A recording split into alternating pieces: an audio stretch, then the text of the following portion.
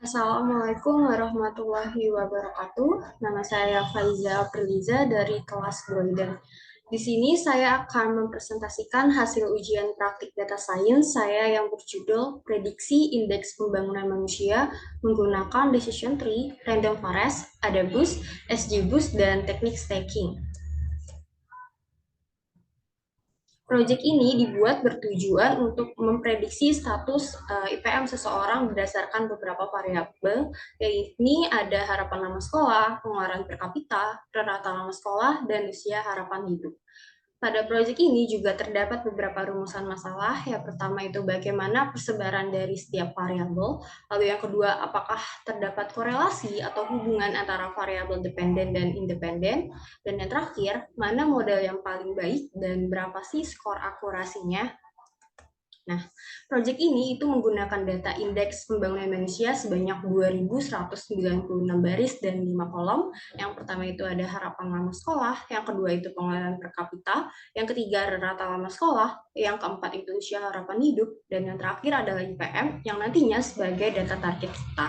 Pada data ini juga tidak terdapat missing value. Oke, kita akan melihat distribusi data untuk variabel harapan lama sekolah. Nah, berdasarkan boxplot itu dapat diketahui masih terdapat outliers, baik di bagian atas maupun bawah boxplot. Sedangkan berdasarkan histogram, variabel ini termasuk highly left-skew, di mana kurtosis kolom ini adalah 10, artinya kolom ini termasuk leptokurtik. Dan berdasarkan QQ plot, data menjauh dari 45 derajat di bagian bawah, artinya data cenderung highly left-skew. Selanjutnya distribusi data untuk variabel pengeluaran per kapita. Berdasarkan boxplot itu data set ini masih memiliki outliers di bagian atas. Lalu, sedangkan berdasarkan histogram, kolom ini termasuk moderately right skew, di mana nilai kurtosis kolom ini adalah 1, artinya kolom termasuk platykurtic.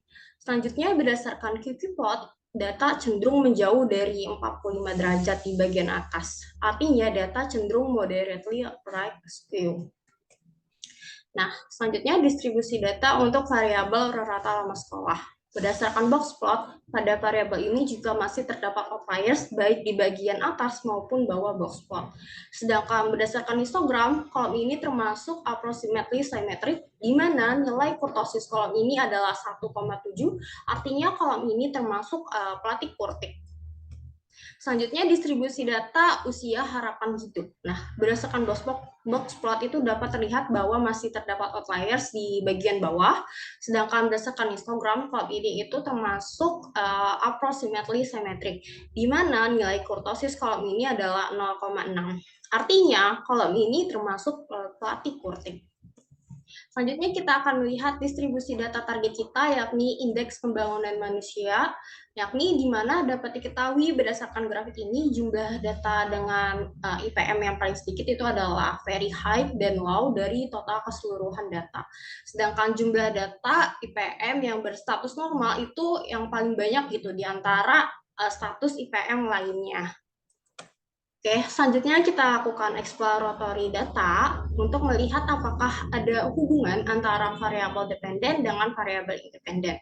Nah, berdasarkan 4 grafik ini itu dapat diketahui bahwa adanya korelasi yang cukup signifikan antara rata lama sekolah dengan IPM serta pengeluaran per kapita dengan IPM.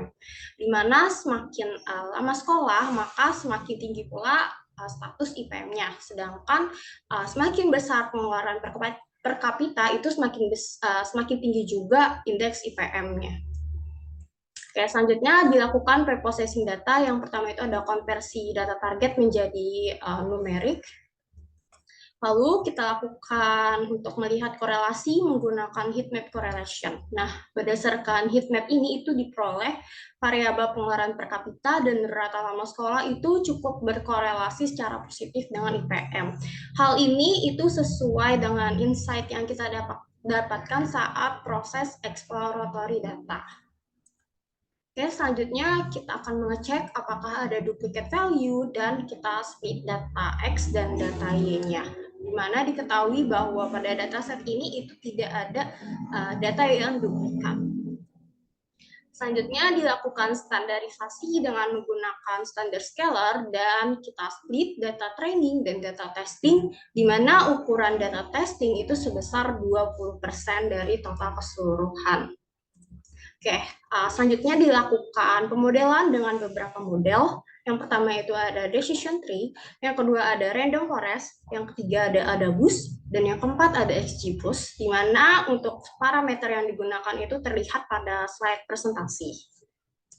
Dan untuk model yang terakhir yakni menggunakan teknik ensemble, di mana untuk KNN, naive Bayes, dan super vector mesin classifier itu sebagai base estimatornya.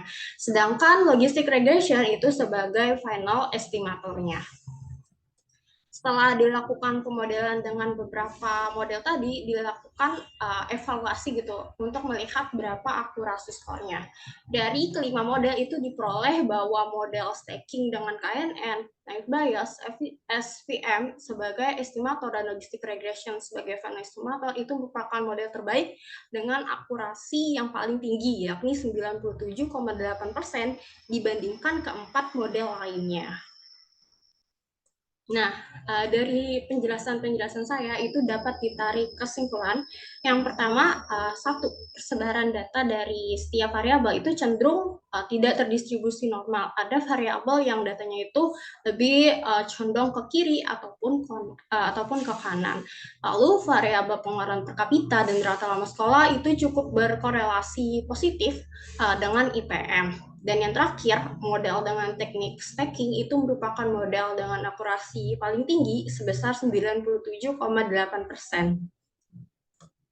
Oke, cukup sekian presentasi dari saya. Kurang lebihnya mohon maaf. Terima kasih. Wassalamualaikum warahmatullahi wabarakatuh.